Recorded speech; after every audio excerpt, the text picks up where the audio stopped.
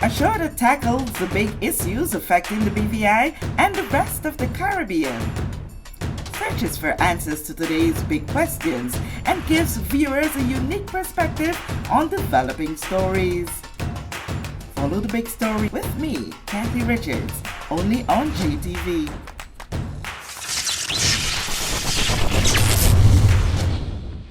This show is brought to you by the National Bank of the Virgin Islands, Cyril B. Ramney Turtola Pier Park, NV Salon, Nail Spa and Barbershop, Tisley Cross Deliciously Smooth Cider, and Digicel, simply more speed, reliability and entertainment.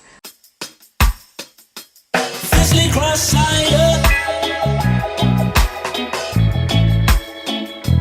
Tisley Cross Cider. Deliciously smooth.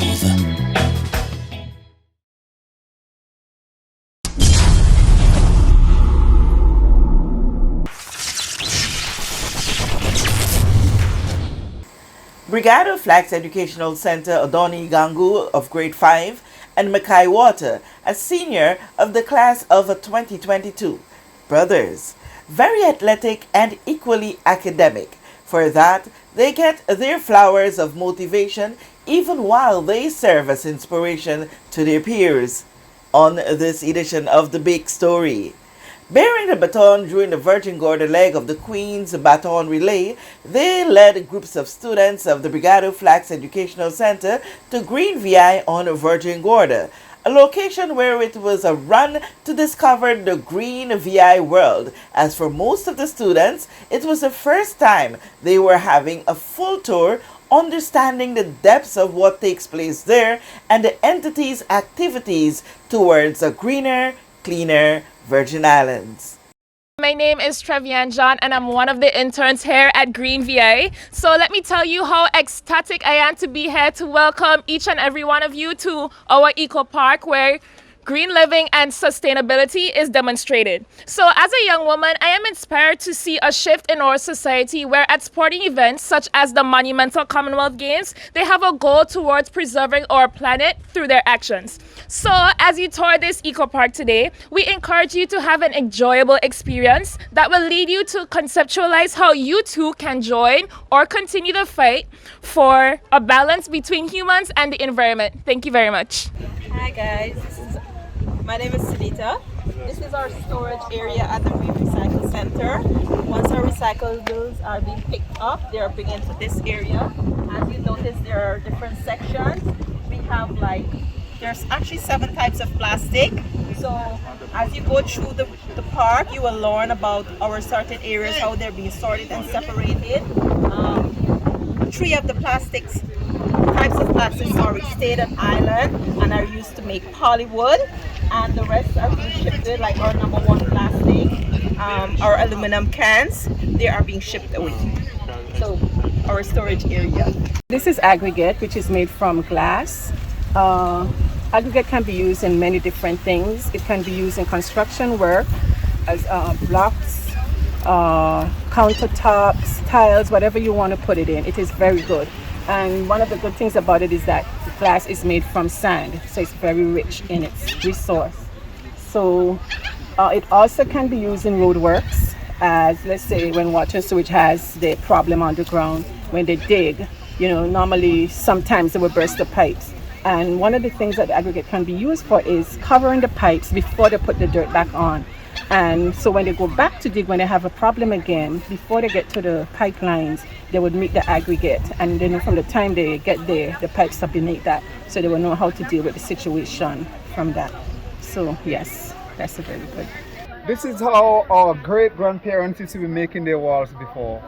There is no cement, there is no steel, just the natural stuff.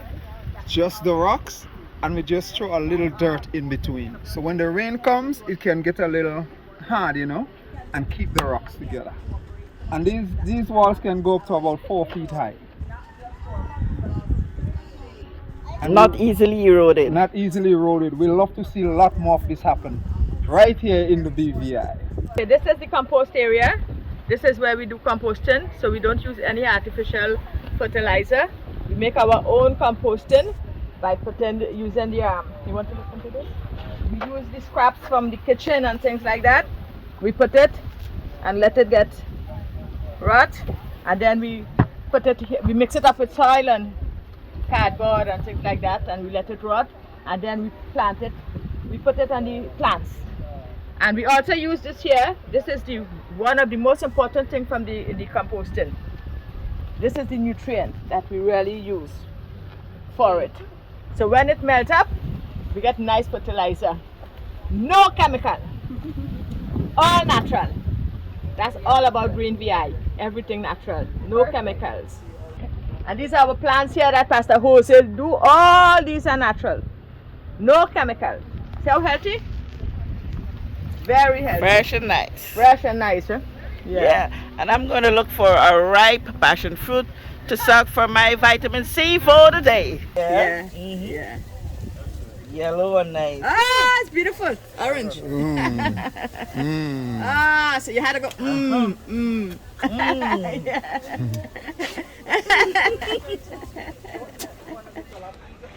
Hi, at Green VI we're really passionate about all things environment, and one thing that many of us don't realize is that we bring in some of the most toxic chemicals with the cleaning products that we buy on the shelves. So when we make our own cleaning products, we use natural ingredients that are better for your health, for the environment, and they're also a lot less inexpensive than the things you buy at the supermarket. So here's a few of the alternatives that we make, which is really fun. We have a bleach alternative that we like to make. Here's a rundown of chemicals and how they affect our ocean. If you think about it, once you're done using a chemical cleaning product, where does it end? It ends up in our oceans, and that is a huge part of our livelihood here on the island. So it's really fun, and I'm happy to share any recipes with anybody. This is our bug out corner, and here we have all the treatment we use to reduce mosquito breeding on the island. We have 2 traps, mosquito traps, the Indukia trap and the BG Sentinel trap. And here we have our treatments such as Natula, BTI briquettes, BTI granules, dengue drops, Vectovac. This our BG Sentinel trap attracts mosquitoes to it, and in here, as you can see, we have 1 mosquito flying in it.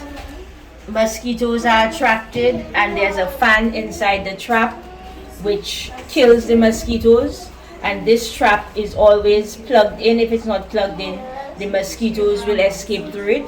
So we collect mosquitoes on the island using this trap, and the trap has a chemical law which smells sort of like a human sweaty smell, which attracts mosquitoes to it. So this is the chemical law. This is also used to measure the wind speed of the fan in the trap. So this is generally our corner with our mosquito repellents and the treatments. So what we've got in this dish are 4 mosquitoes collected on virgin Gorda. Now we've got 2 main species in the BVI. We've got Culex, which don't transmit any diseases to humans here, and we've got Aedes aegypti, which are capable of transmitting Zika, chikungunya and dengue.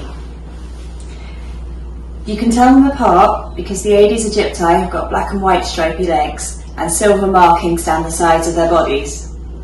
The Culex mosquitoes are more of a golden brown colour.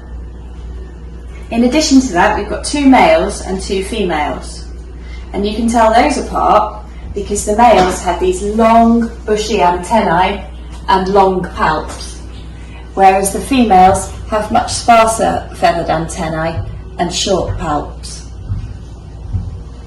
It's only the females that bite, and they need to bite so they can get protein to produce their eggs. The males don't bite at all, they just live off sugar from plants and flowers. What I'm here to tell you about is the electric cars we have here on site. So a lot of people don't know what these cars can do for the environment and what they benefit as a person here. So these cars, they're not Teslas, but they are actually suited for here in the BVI because of their mileage and the advantages that they have. So these cars don't use any gas emissions, they don't pollute the air, and these cars are quiet. So you turn on the car and it makes no noise. So talk about silent but deadly, these cars are silent and deadly. So these cars also recharge themselves when going down a hill, so the traction between the tires and the road recharges the car steadily, so you can also have, in case you don't want to charge on the road, you can just go on the hill and you'll have nearly a full battery of charge at the bottom of the hill. Also, with the our trailer that we have on our site, we have 13 solar panels that produce more than enough energy that we use on a daily basis to charge these cars. Thank you for joining us for this edition of The Big Story. Kathy Richards.